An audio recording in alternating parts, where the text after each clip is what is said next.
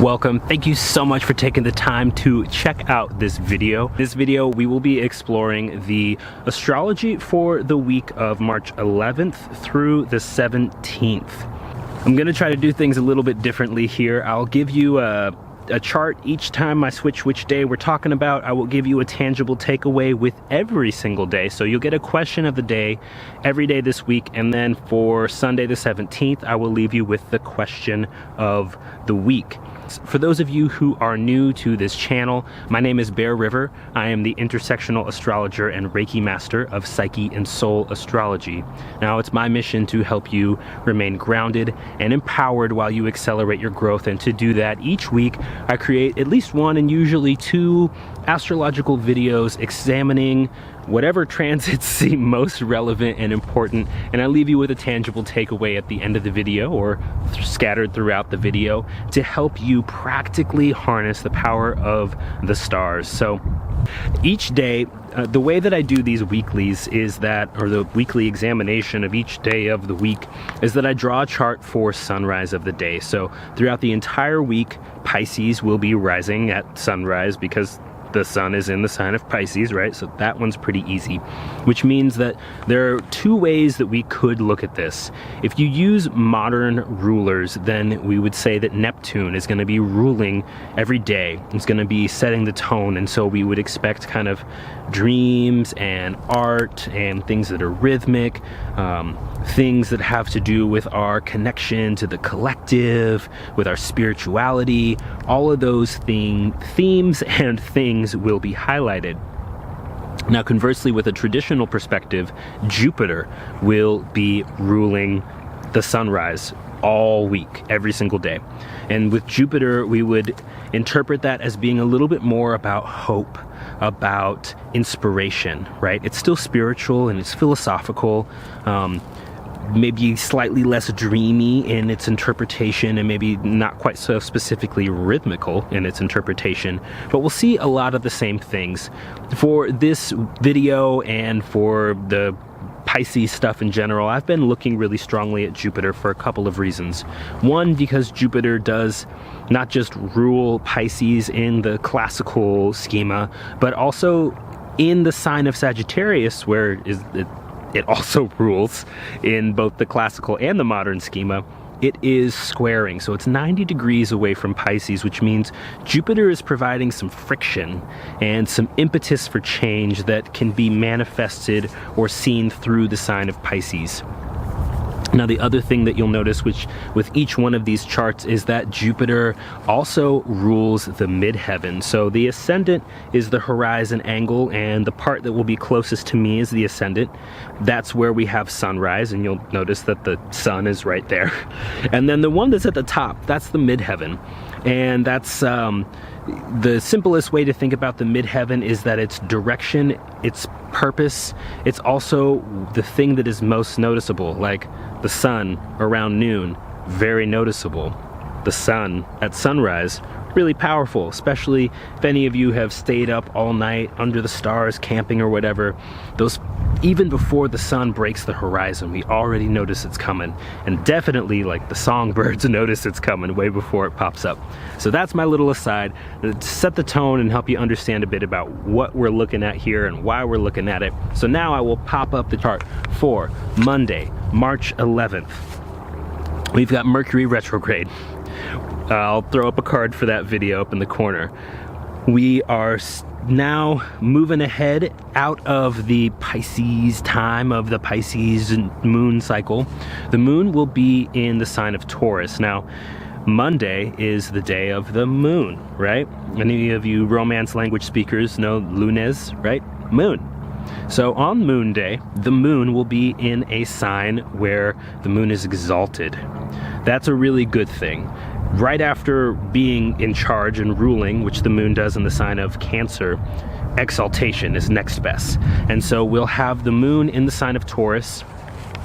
And if you've caught my Uranus video already, or if you're looking out for that Uranus video, you know that Taurus is going to be really, extremely, very highlighted, really important, and a place where a lot of groundbreaking change takes place for all of us over the course of the next 7 years. And so this is actually going to be on the heels of the first Moon-Uranus conjunction in the sign of Taurus, and is going to be giving us a lot of really good information about how the Uranus and Taurus transit will unfold for us personally and collectively, and just be a big day in general. Now, the Moon in Taurus is really happy, right? We think about the Moon as being our reflection, the way that we reflect and interact with our experiences on a day-to-day basis, the way that we absorb them and digest them and assimilate those experiences. And the Moon in Taurus, I think about someone who's just like strolling through the park, and you know, the blackberry brambles around me don't have blackberries on them, but if they did, then the Moon in Taurus would be the kind of person who would just be plucking the berries off the bushes and enjoying being in nature. Jupiter will be squaring the ascendant from the midheaven, and it's going to be doing that all week. And so what I see in that is that our desire for expansion, our like quest for higher levels of knowledge, for elevating our perspective, for going to new places, learning new things, is really going to be peaked. And it is going to challenge us to potentially change the way that we view the world, and it might change the way that people perceive us, right? As we're exploring new things, you know, if you're somebody who's always been a wild party kid, and you suddenly decide, actually, I want to knuckle down and finish my higher education, that might change the way that your party friends perceive you, for instance. The other thing that I want to point out with this chart is that in addition to the Moon being in the sign of Taurus, the Moon will actually be conjunct Mars at the moment of sunrise. So we have our reflective, assimilating kind of functions right next to our go out and do something function. So there's, in all likelihood, as you've been going through this Mercury in retrograde time, if you caught my video about the Pisces new moon, I'll throw a card up in this corner so that you can check out this video. You know, if you set your intentions around getting clearer insight into your actual hopes and dreams, getting a better idea about the aspirations you have, and if you've been revising or reviewing or replanning or rewriting your business plan or something along those lines, if you've been going through and reassessing and reviewing the details around what it is you hope to accomplish and whether or not it's really an authentic expression of your own hopes and dreams, then you might find yourself really itching to just do the damn thing on Monday. I'm gonna say, go ahead and do it. And with Mars and the Moon being there in Taurus, my suggestion is to take the smallest step you can. And then once you've taken that smallest step, pause, review, revisit, replan if you need to. If you still feel good about the direction you're going, then take the next smallest possible step. So the question of the day for Monday, March the 11th, for the astrology of Monday, March the 11th, is what do you dream of doing? Feel free to answer any and all of these questions down below in the comments. Use the hashtag armchairastrology to let me know in social media. I'm on Instagram, I'm on Twitter, I'm kind of on Facebook a little bit. Any of those places, I would love to hear from you. It really makes me ecstatic to know how y'all are receiving and working with and benefiting from these videos, and also just to hear what's up and what other people are thinking and feeling and vibing with the astrology. So we'll go on to Tuesday, March the 12th, and I'll pop up the chart again, break down the few little things that we'll look at with that chart, and we'll just keep going in the same sort of pattern. So with this chart, same thing, Jupiter ruling, Jupiter squaring the ascendant. Jupiter's starting to get into a pretty tight square with the sun as well, and so there's a bit of an indication that there's some friction between the way that we identify and the ways in which we are making meaning, seeing bigger patterns, our philosophy, based on exposing ourselves to new things. That can be a really, really good thing. So as we're going through this whole Mercury retrograde cycle and reviewing and replanning and revisiting, you might find that the way that you identify with yourself and what you're conscious of dreaming and hoping is starting to change a little bit. So I want to suggest to you that there's no pressure to act now. There's no pressure to monetize this hope or dream that you're becoming aware of. There's no pressure to be productive. Just keep working with these new thoughts and insights and gathering whatever details seem relevant, and keep exploring if you feel excited about that. Now, since I talked about the midheaven and the ascendant, I want to talk about the opposite side of the coin. That's going to be the IC, or the nadir, and the DC, the descendant. Now, this one down here, right, it's the opposite of the most visible part. The midheaven has to do with our profession, our vocation, our calling, the way that we're seen in the world, and our reputation. Now, the nadir, the IC, most people will call it, has to do with home. Right? And so there's this kind of this duality, this two sides of the same coin, where one side has to do with outer world security and the other side has to do with inner world security. So security out in the world through our work, through what we're known for doing, right? Through our profession, versus inner security in our inner world at home and with our family of origin, our chosen family. Whichever people have really been part of the development of you, and you feel like you can kick off your shoes, you can take off your socks, you can sleep in your skivvies at these people's houses. That's one way to think about it, right? And so on the day of Mars, let's look and see what Mars is doing. Mars is still in the sign of Taurus, and it's still really important to take the next tangible step. In fact, the question of today, the question for Tuesday, March the 12th, astrologically, that I want you to think about is, what is the smallest, next, immediate, tangible step that you can take right now? So just mull that over. Remember, it doesn't have to be huge. It doesn't have to be big. If you find yourself thinking, I really want to be a doctor, you don't have to go sign up for school or take the MCATs or take the GRE and get yourself ready for graduate school. You could actually just do some research about what that entails. That would be a small next immediate step on that path. And especially with Mercury being retrograde, I'm going to say it every single day, Mercury is retrograde during this whole week. With Mercury being retrograde and with us leading up to the full moon, where we'll start to get a reflection and some feedback about our intentions, it's a really good time to think, reflect, and gather details. And there's no need, unless your immediate environment is presenting it to you, to act now. That is pressure that we place on ourselves internally. The astrology says now is the time to gather all the information and to just keep plodding along little bit by little bit. Think baby steps. Wednesday, March 13th. Mercury's Day, or Odin's Day, depending on which language base you're talking about, right? Our actual English word Wednesday is from onsdag, Odin's Day. Or we could go miércoles and we're talking Mercury's Day. But either way, we're talking about a day that has to do with this very liminal, so kind of in the middle, assimilating information that's coming from higher realms and from lower realms and from this realm that we're in. A day that has a lot to do, pardon me, with thinking, with the gathering of information and detail.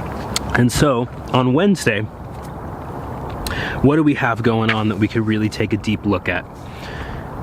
Mercury is in retrograde. On Mercury's day, what better day to really kind of work with that? In fact, the specific place in the sky that Mercury will be is going to be forming this kind of really interesting relationship to the South Node, where it's kind of like the karma import, right? So if we're thinking about playing guitars, the way I always think about it, the South Node is where you put the plug into the amp, right? That's where you get the input that is then able to be projected out into the world.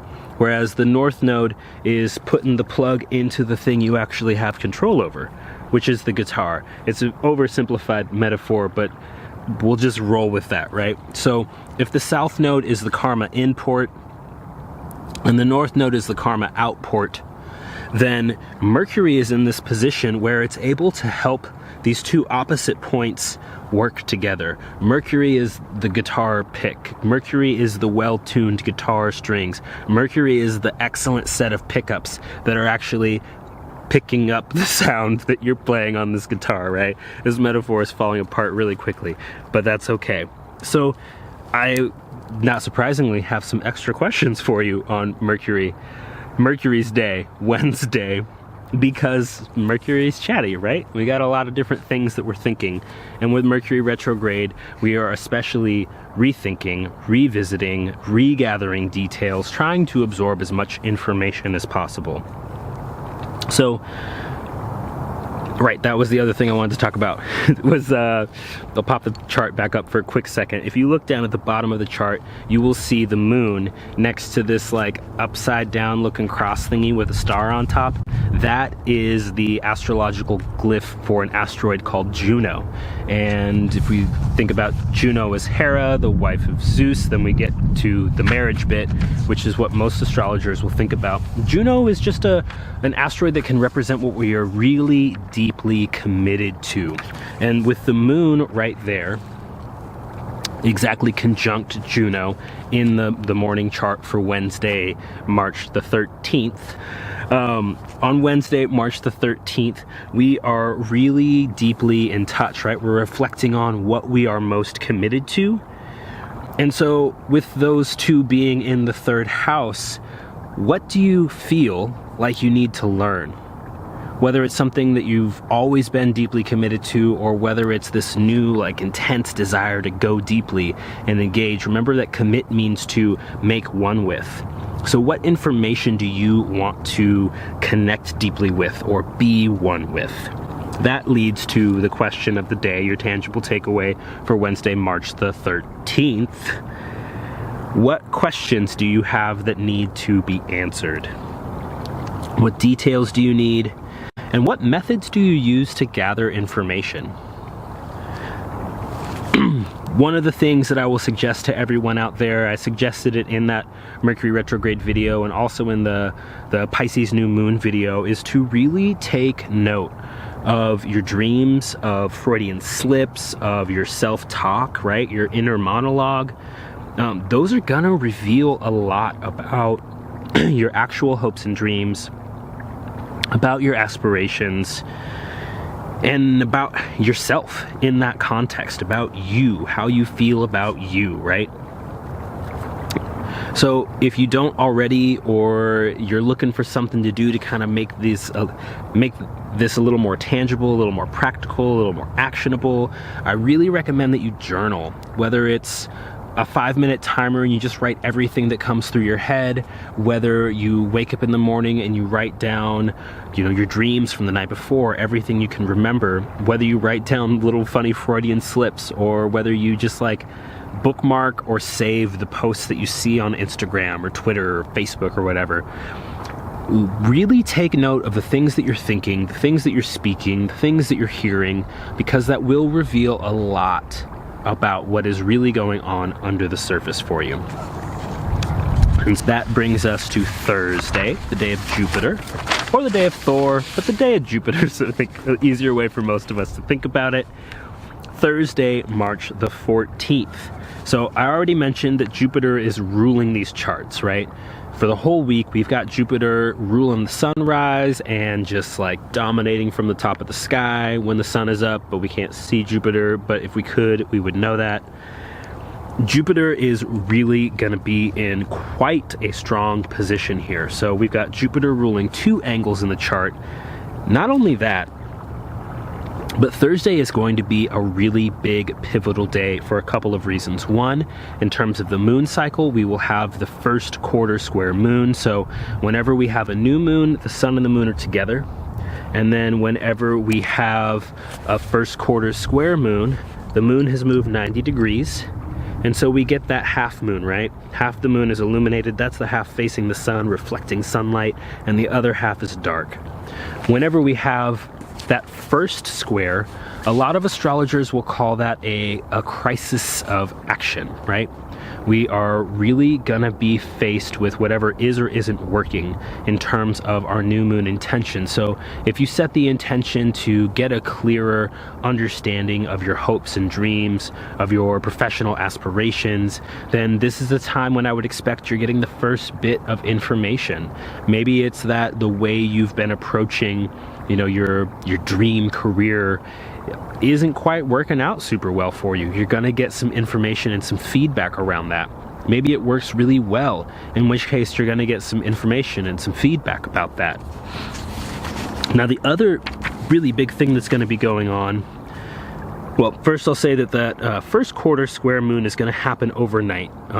If you are on the west coast of the States, then we're talking around like 3:27 in the morning a.m., right?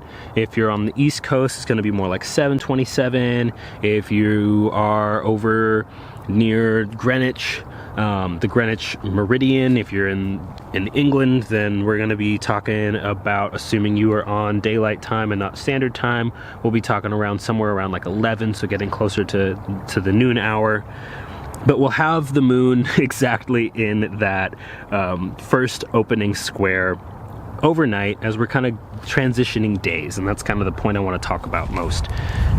Later in the day, closer to dusk, at least on the west coast of the States, we will have Mercury and the Sun conjunct. We will have a very special type of conjunction that astrologers call cazimi. It means that Mercury will be in the heart of the Sun. Now, every time Mercury goes retrograde, it switches from either being an evening star or a morning star. Because Mercury, you know, every 88 days it does a lap around the Sun, 88 Earth days. From our perspective, it just looks like Mercury's hopping back and forth.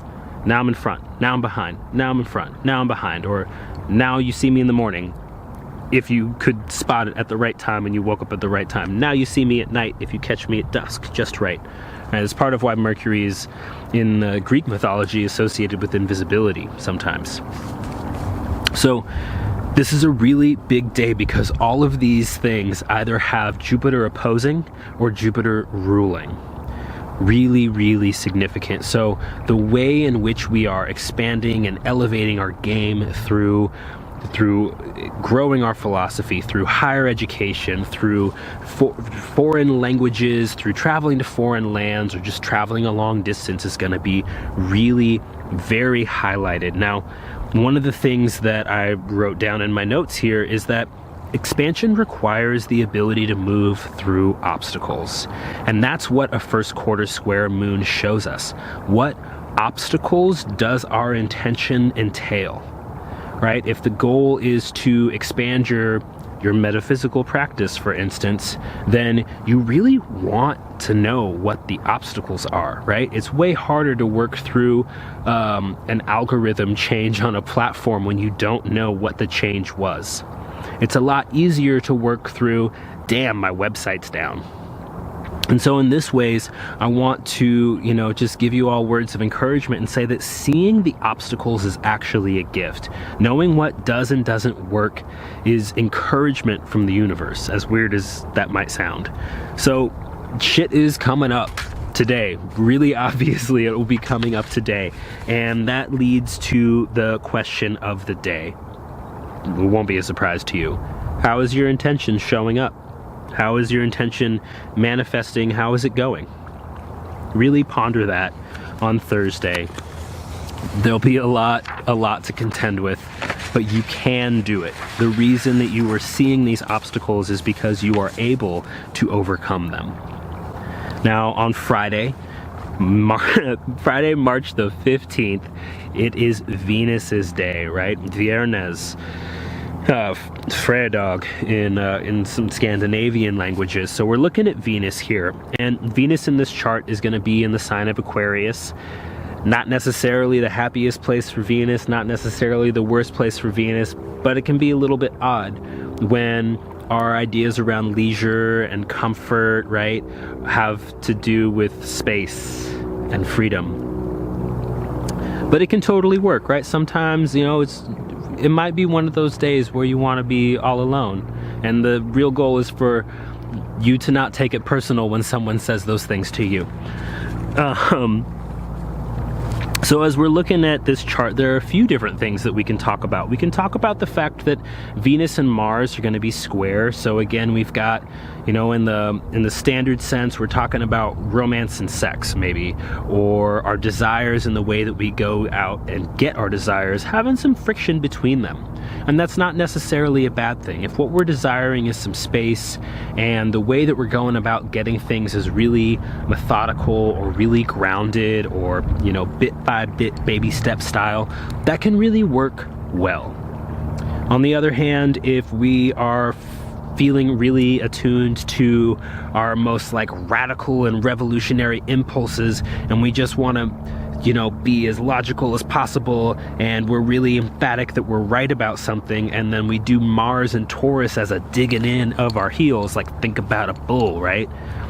That could be a little bit scary, especially if we're trying to nurture relationships or nurture community and connectivity. And because Venus in this chart will be in the 11th house, there is something going on there with our friends, right? And so I encourage you, you know, if you feel this tension going on between the resources that you need in order to act and the actions that you need to take in order to get those resources, reach out to some trusted friends. You know, if you've got a mentor when it comes to that professional aspiration you have, or the hopes and dreams that you have, reach out to that mentor. They likely have a lot of information that can help you out. And another way that we can see that is that, you know, we've got Saturn and Neptune in this pretty harmonious but maybe not very energizing aspect, a 60-degree aspect that's called a sextile. I meant to say Saturn and Neptune. So we've got Saturn and Neptune. Saturn, which is all about like structure and boundaries and the reality check, right? The reality check we all wish we could cash. And we've got Neptune, which is all about undoing structure and boundaries. It's about connectivity to everything. It's about art and our dreams and our inspiration. And those two are presenting an opportunity, but it's only an opportunity if we actively pursue it, right? There are other aspects like a square that are going to be energizing and will probably work with that energy whether we want to or not. Or there's the 120 degree, the trine, that is so flowing that usually we'll end up just kind of going with it, or we'll be so lazy that it'll peter out, but it doesn't take quite as much conscious effort to tap into those types of energies. But right now, Venus is sitting right in the middle of Saturn and Neptune.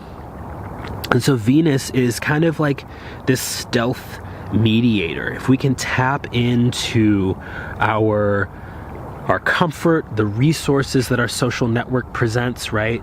If we can tap into the values we have around community, if we can, you know, feel welcomed and engaged with our mentors, it actually really can provide us an opportunity to mobilize those resources, to figure out the right strategy of actions to go get the resources. And so I encourage you to, you know, investigate your social media, your social network, and really see how that is influencing the way that you pursue your hopes and dreams. The question of the day for Friday: what obstacles became apparent yesterday? Or, if you already answered that in Thursday's question, what structures do you need to put into place to pursue your aspirations? All right, so that brings us to Saturday, Saturn's Day. It even sounds like it is, right? Saturn's Day, March the 16th.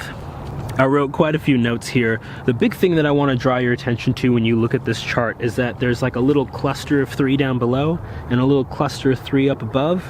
And these are really quite significant. And the bottom of the screen, we've got a cluster that contains the moon and the north node. We can throw in the part of fortune, but I'm not going to delineate that too much. I'm not going to break that one down. I'll just say that that is kind of an indication that the most fruitful place we could place our energy is going to be around that moon and around that north node. And then conversely, on the opposite side, we've got a much more intense cluster, one that kind of freaks some people out, where we've got Saturn, Pluto, and the south node all hanging out together. Now, They'll have a more intense, proper conjunction later on in the year. Saturn and Pluto will have a really big conjunction that a lot of astrologers will talk at great length and write at great length about next year, actually. But right now they're close enough that it counts. And so we've got this dynamic, fundamental tension. I'll read you the notes that I wrote because it probably sounds better than what I might say off the top of my head here. There's a fundamental tug of war between decorum, social structure, fabric type stuff, the way that it's always been, and the emotional reality that we experience. The need for emotional security that we have can no longer be ignored. And so as I was talking about with, I think it was Tuesday or Wednesday, where we were looking at the nadir and the descendant, right? Our home. And then I didn't even say with the descendant, we're talking about our relationships, one-on-one relationships. That's what the angles are really getting at. It's self, society, our one-on-one relationships, and our safe place, right? Whether it's family of origin or chosen family or a combination thereof. On the day of Saturn, there is a real strong need to get practical about it. You know, I always kind of laugh, and recently started laughing about this when another astrologer pointed out that the busiest days at the gym are Tuesday, Mars's day, right? Active. Jupiter, well, Thursday, Jupiter's day, expansion, and Saturn, Saturday, Saturn. A day when we're, you know, the weekend warriors will definitely tell you about this. That's the day when a lot of us feel most inclined to knuckle down and get something done. And so there's this sort of like feeling that destiny is knocking on the door on Saturday, and it might feel a little bit scary, right? There might be some like karmic stuff coming up that we don't really want to look at, or it might be that what is going on in society is really kind of yucking us out, and yucking us out in a way where we don't really want to go there. We might just want to retreat and hang out at home. And this chart says to me that if that's the vibe you have, then go for it. We can't actually be out there in the world as activists or as, you know, social justice warriors, however you feel about that label. We can't go do the good work if we aren't fed, if we aren't rested, and if we don't have somewhere safe and secure, even if it's just a moment, even if it's a connection with our chosen family, if it's, you know, the library or your car, or I feel safe and secure in myself when I meditate, we have to have some place where we can turn off that flight or fight or freeze or repair, whatever it is, where we can turn off that highly mobilized way of responding to the world, where we aren't concerned about whether or not we can cash reality checks, where we're just focused on taking care of us. So self-care, kind of ironically, on a Saturn's day, is what I'm going to say is kind of most important to be focusing on. Now, if you look at the part of the chart that's closest to me, or if you notice that, you'll see that Mercury is finally flipped side. So if, you know, the light of the sun wasn't so bright that it blinded you to look at, then you would see that Mercury is now switched. Mercury was over here behind the sun, and so we had a Mercury as an evening star, and now we're moving into the period where we have Mercury as a morning star. Now, I really, really want to implore, suggest, encourage all of you to honor your need for inner emotional security, and to the extent that's possible, to move away from this kind of dualistic notion that it's either outer world security in the form of a good job with a check I can cash, or inner world security where I feel safe and comfortable and at peace at home and quiet and retreat. We can have both. You can have both. And so the question of the day is, you know, is about how you engage with your hopes and dreams in terms of getting both. So what true hopes and dreams have been currently revealed to you? And for those of you who are a little more emotionally inclined, if that's more of your kind of natural language that you speak is the feels, then you could think about it this way. What makes you feel a sense of inner security, right? What path or what practical steps have recently been revealed to you that lead to more inner stability and security? And then that big mouthful of day, we'll see how it turns out because I had to switch SD cards and everything, leads us to the last day of the week, Sunday. Surprise, surprise, it's the day of the sun on Sunday. Sunday, March the 17th. Now, I'm going to tell you to cover your children's ears here because I'm going to use adult language. I don't do it much, but it feels really apropos in this moment, especially after the heaviness of Saturn and Saturn's day and talking about destiny and karma and the way it's always been and inner security. On Sunday, have some fucking fun. It's a really, really important thing to do to balance out everything that's going on. It's not always just about nose to the grindstone and the smallest next immediate tangible step that you can take. It's not always about going out there and changing the world. And with Uranus and Taurus, there can definitely be this sense that there is some serious ass shit that we need to attend to, that there is a really big push to make the revolution happen soon, or else we'll all die. And there is a little bit of truth to that. But on Sunday, just have a little bit of fun. You know, that's also part of self-care. Where a few days earlier in the week, we had Venus playing this mediating role. We've kind of between Saturn and Neptune, right? We had Venus, our sense of leisure and pleasure, kind of right in between, like a stealth mediator between seriousness and boundaries and structure and totally unbounded dissolving of structure. Today we've got the Sun playing that mediating role between the karma outport and the karma import, right?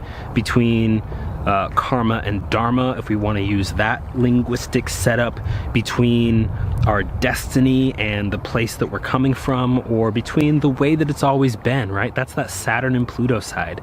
Particularly if you are living in the States, the US is coming up on a Pluto return. So there's this really palpable feeling that like there is a reckoning. And it is a reckoning that comes with a reality check that can't be cashed or avoided. And then on the other hand, we've got, you know, our North Node hanging out in Cancer. So our attention is being drawn over the course of this like 18-month period where the nodes are in either Cancer, well, they're in Cancer and Capricorn, the South in Capricorn, the North in Cancer. There's this fundamental tension between the way that it's always been, the kind of impulse to conserve and protect society and traditions, and the need to really get more emotional, to get in touch with our feelings, to give ourselves a sense of inner security, to focus less on the outer security that comes from work and reputation and our jobs and shit, and to switch our focus, or at least to find some balance with the inner security, with our relationships, with our connection to our ancestors, not just the traditions that they've handed down to us. And so on this day of the Sun, I give you the big tangible takeaway. I'm going to keep it with the question because I realize I've done a lot of challenges over the last couple weeks. The question of the week is, where do you feel abundance? Where do you feel joy? Where do you feel a sense of gratitude? And what can you do to spark more of it? Now, of all the questions, this is the one that I hope would be the most fun and enjoyable and lighthearted to answer. Like I said, have some fun with it. And I would love to hear your answers. So once again, you can find me on social media, on Instagram, every day doing daily divinations. If you want to share your answer, I'd love to, throw it up in your stories, tag me. Use the hashtag armchair astrology or question of the week. and I would love to hear from you. You can answer down in the comments below.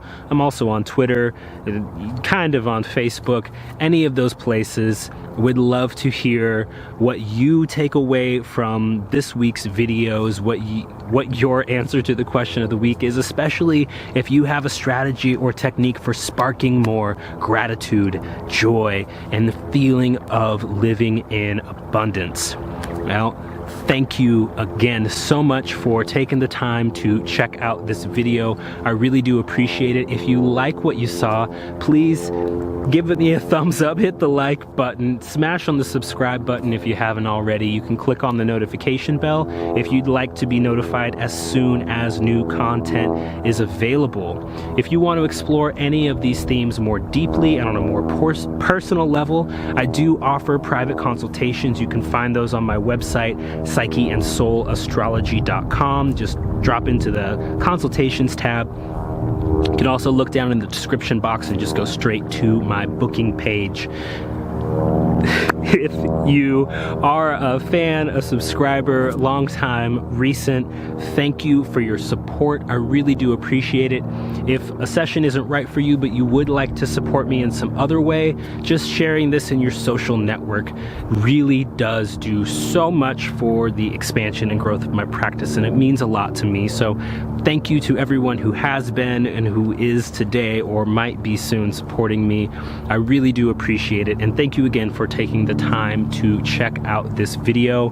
My name is Ryver. I'm the intersectional astrologer and Reiki master of Psyche and Soul Astrology. May these videos find you well. May they be of service to you. And until we meet again, many, many blessings.